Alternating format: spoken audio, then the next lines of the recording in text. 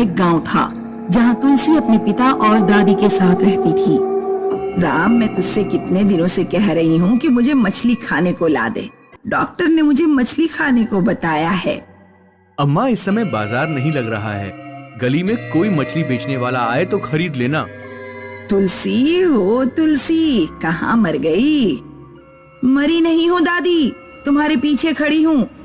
गली में नजर रखियो, कोई मछली बेचने वाला आए तो ध्यान से खरीद लियो। दोपहर के समय एक मछली बेचने वाली गांव में आती है। ताजा मछली ले लो, एक कांटे वाली मछली ले लो। आंटी जी, मछली कितने रुपए किलो दी है? भाव मत पूछो बिटिया, बहुत बढ़िया मछली है, सिर्फ मांस ही मांस, ना कांटा ना खून। ठीक है, 1 किलो मछलियां दे दो। उस रात तुलसी की दादी मछलियां खाकर सो गई। आधी रात को जब पूरे गांव में सन्नाटा था, अचानक तुलसी की दादी उठ गई। दादी घर से निकली और जंगल की तरफ चली गई।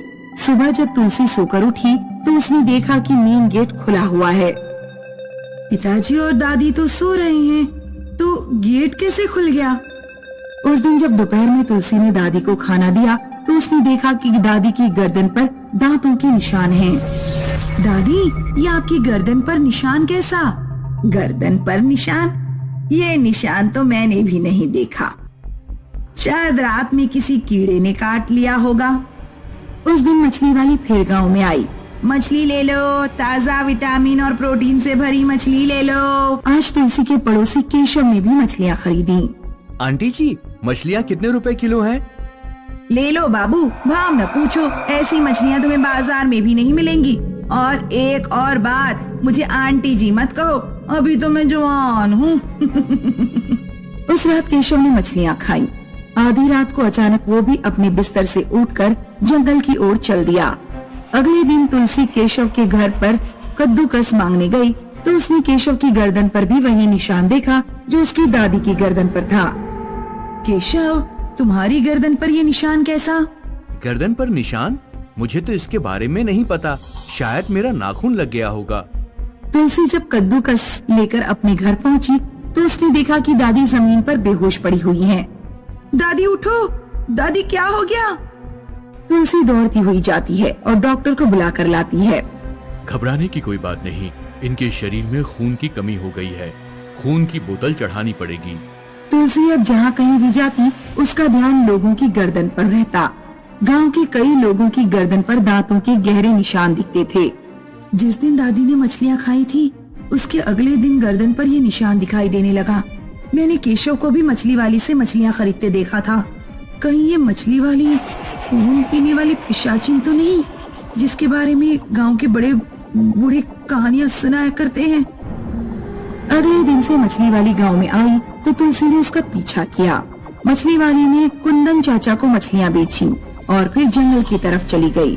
तुलसी देर रात तक कुंदन चाचा के घर के आगे ही छिपकर बैठी रही। तभी आधी रात को उसने देखा कि कुंदन चाचा अपने घर से निकलकर जंगल की ओर जा रहे हैं। तुलसी ने भी उनके पीछे पीछे जाना शुरू किया। तुलसी ने देखा कि मछली बेचने वाली पीपल के एक पेड़ के नीचे खड़ी हुई है। कुंदन चाचा मछली वाली के पास जाकर रुक जाते हैं। आ गया मेरा आज का शिकार। मेरी भूतिया मछलियाँ कैसी लगी? स्वादिष्ट थी ना?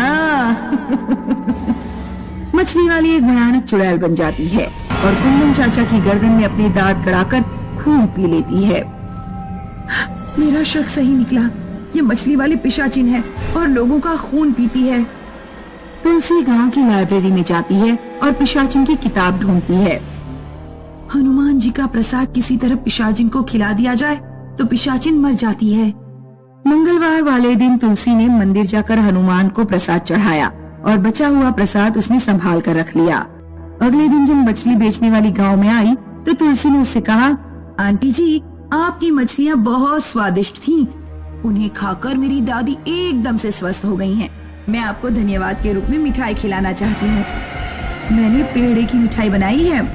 नहीं, धन्यवाद के लिए मिठाई की कोई जरूरत नहीं।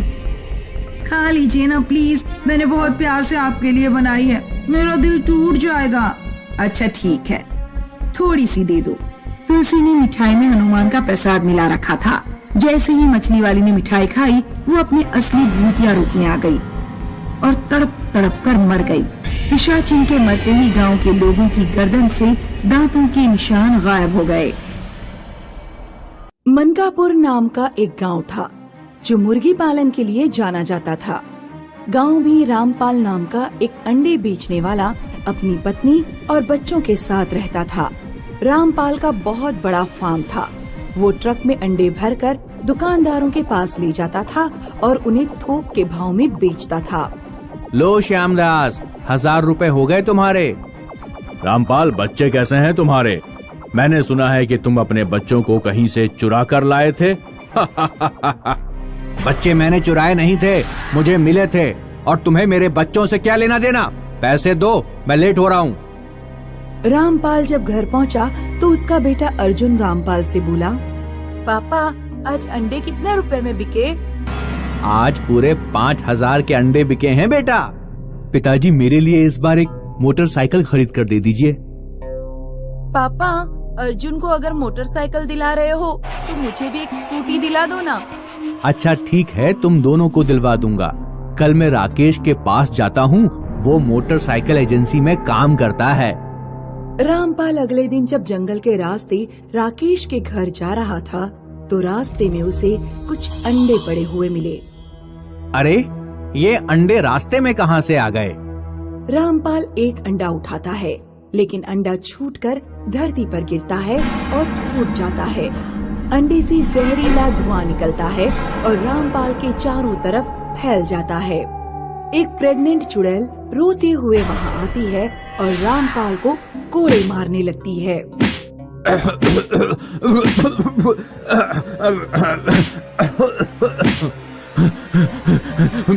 मुझे छोड़ दो, तुम कौन हो?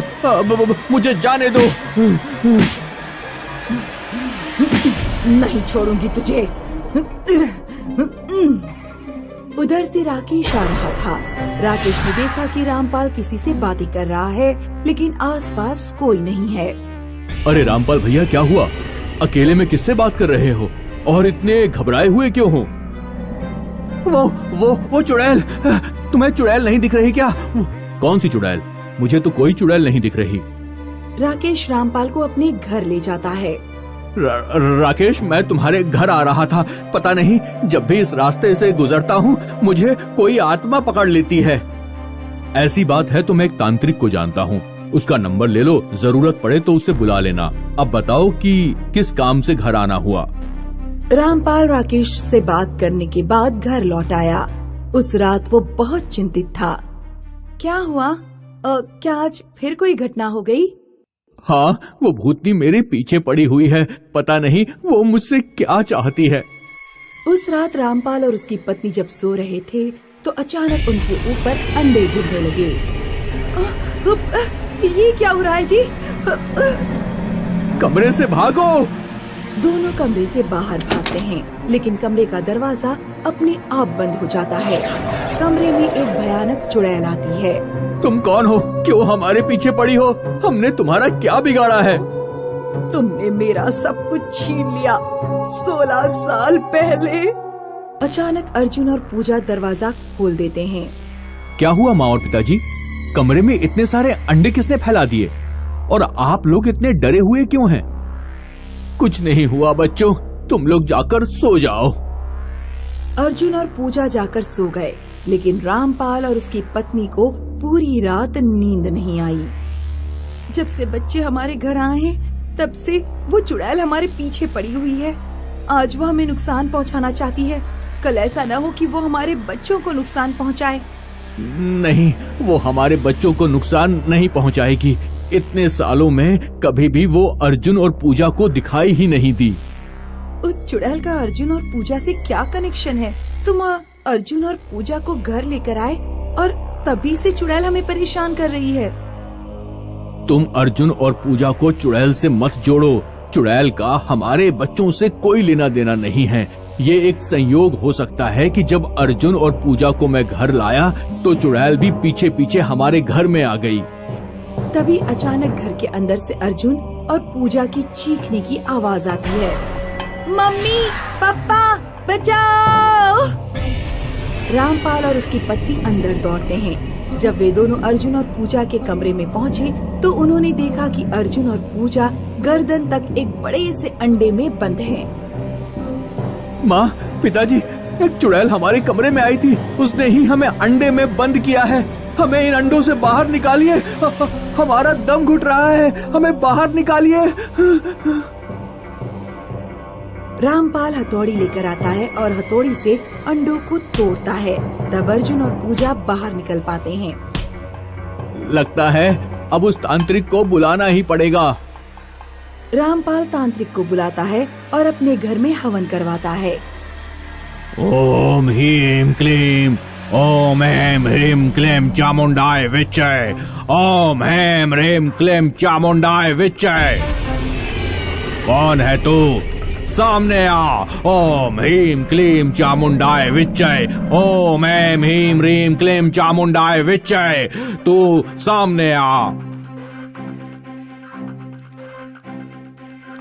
क्या बिगाड़ा है रामपाल ने तेरा? क्यों इसे परेशान कर रही है?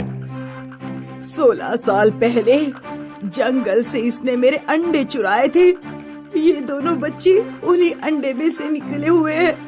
दुनिया वालों को ये रामपाल बताता है कि ये बच्चे जंगल में पड़े हुए मिले थे। तुम कहना चाहती हो कि दोनों अंडे तुम्हारे थे? हाँ, वो अंडे मेरे थे। हम चुड़ैल सीधे बच्चों को जन्म नहीं देते, अंडे देते हैं। मुझे अपने बच्चे वापस चाहिए। तुम्हारे दोनों बच्चे यहाँ सुरक्षित हैं। हमने इन्हें बड़ा किया। हम इन्हें प्यार करते हैं। इन्हें हमसे मत छीनो। मैं अपनी माँ और पिताजी के साथ रहना चाहता हूँ। और मैं भी। ठीक है बच्चों, और तुम दोनों यहाँ इंसानों के बीच खुश हो तो मैं क्या कर सकती हूँ। लेकिन याद रखना कि तुम्हारी एक माँ है जो जंगल में रहती है। तुम जब भी मिलना चाहो अपने बच्चों से आकर मिल सकती हो। मेरे बच्चों को कोई परेशानी नहीं होनी चाहिए, वरना मैं तुम्हें सताऊंगी।